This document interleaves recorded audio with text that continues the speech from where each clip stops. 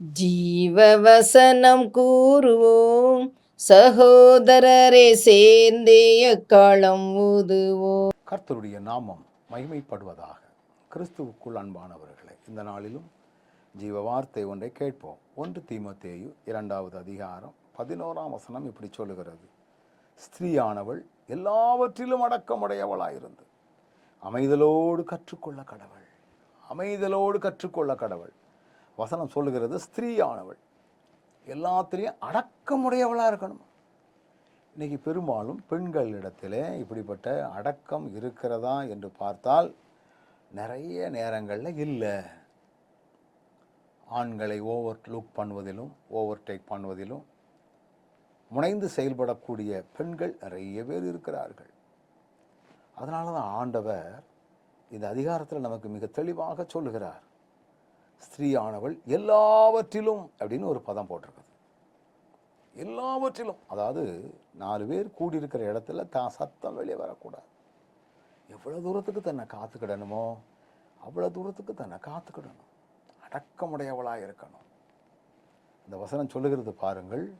அடுத்த வசனத்தில் கூட உபதேசம் பண்ண, புருஷன் மேல் அதிகாரம் செலுத்த நான் உத்தரவு கொடுக்கிறது இல்லை.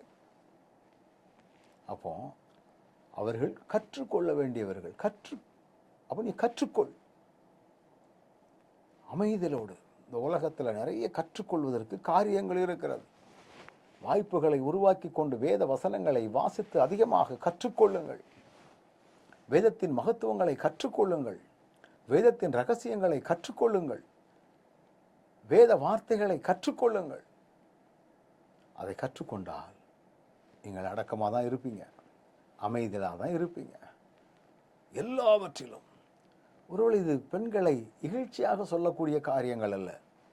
பெண்களை போன்ற ஒரு துணிச்சல் உள்ளவங்களை பார்க்க முடியாது. ஆண்டவரால் அழைக்கப்பட்ட சீசர்களே கல்லறைக்கு போக பயந்தார்கள். இயேசு கிறிஸ்து உயிர்த்தெழுந்ததை சந்தேகப்பட்டார்கள். யூதர்களுக்கு பயந்து வீட்டுக்குள்ளே முடங்கி கிடந்தார்கள். ஆனாலும் பெண்கள் தான் தைரியமாக செயல்பட்டார்கள். செயல்பாடு என்பது வேறு, அடக்கமாக இருப்பது என்பது வேறு. கவனத்தோடு இருக்க கர்த்தர் விரும்புகிறார். நல்ல ஆண்டவரே, பெண்கள் எப்படி இருக்கணும்னு நீர் சொல்லிக் கொடுக்கிறீரோ அப்படி இருக்கத்தக்கதான கிருபைகளினால் வழி நடத்தும். இயேசுவின் நாமத்தில் ஜெபிக்கிறோம் நல்ல பிதாவே, ஆமென்.